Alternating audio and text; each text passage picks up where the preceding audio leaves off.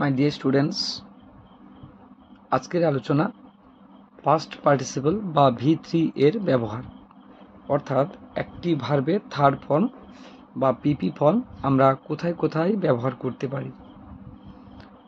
সাধারণত আমাদের মধ্যে এই ধারণা রয়েছে যে একটা ভার্বের থার্ড ফর্ম আমরা প্রেজেন্ট পারফেক্ট, পাস্ট পারফেক্ট এবং ফিউচার পারফেক্ট টেন্সে ব্যবহার করতে পারি, কিন্তু আজকের আলোচনা এর থেকেও বেশি কিছু ব্যবহার রয়েছে এই V3 বা ভার্বের থার্ড ফর্মে। আশা করি প্রথম থেকে শেষ পর্যন্ত মনোযোগ সহকারে এই ভিডিওটি দেখলে তোমরা বুঝতে পারবে। চলে এসেছি রুল নাম্বার 1-এ। সমস্ত পারফেক্ট টেন্সে V3 ব্যবহার করা হয়, প্রেজেন্ট পারফেক্ট, পাস্ট পারফেক্ট এবং ফিউচার পারফেক্ট টেন্স। যেমন she has done this work, she has done. Next, she had done, past perfect, she had done this work. Future perfect, she will have done this work. এভাবে যে কোনো perfect টেন্সে ভার্বের third form ব্যবহার করা হয়। Rule number 2, past পার্টিসিপলে আমরা জানি পার্টিসিপল তিনটি, এর মধ্যে পাস্ট পার্টিসিপল, এই পাস্ট পার্টিসিপলের ক্ষেত্রে কিন্তু ভার্বের থার্ড ফর্ম ব্যবহার করা হয়। Rina had given a broken pen, Rina দিয়েছিল একটি ভাঙা পেন। এই পাস্ট পার্টিসিপল কিন্তু অ্যাডজেক্টিভ হিসেবে নাউনের আগে ব্যবহার করা হয়, ব্রোকেন পেন। ওকে। 3 নম্বর নিয়ম, পারফেক্ট পার্টিসিপলের ক্ষেত্রে V3 ব্যবহার করা হয়, ভার্বের থার্ড ফর্ম ব্যবহার করা হয়। পারফেক্ট পার্টিসিপলের ক্ষেত্রে ভার্বের থার্ড ফর্ম ব্যবহার করা হয়। যেমন হ্যাভিং সিন দ্য স্নেক, সাপটিকে দেখিয়া হি র্যান অ্যাওয়ে। তাহলে having plus V3, having seen the snake, he ran away. Next, rule number 4,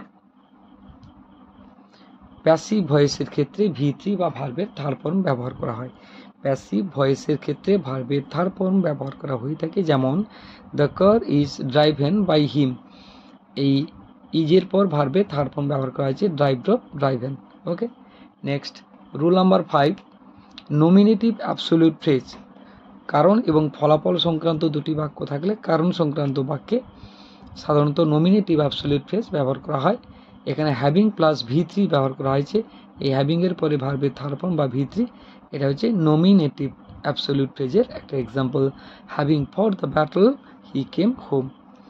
next, rule number 6, participle অ্যাডজেক্টিভের ক্ষেত্রে ব্যবহার করা হয়।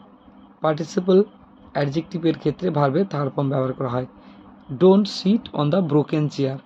পার্টিসিপল অ্যাডজেক্টিভ মূলত নাউনের আগে বসে অ্যাডজেক্টিভ হিসেবে ভার্বের থার্ড ফর্ম নিয়ে, এখানে break, broke, broken, V3। Next, rule number 7,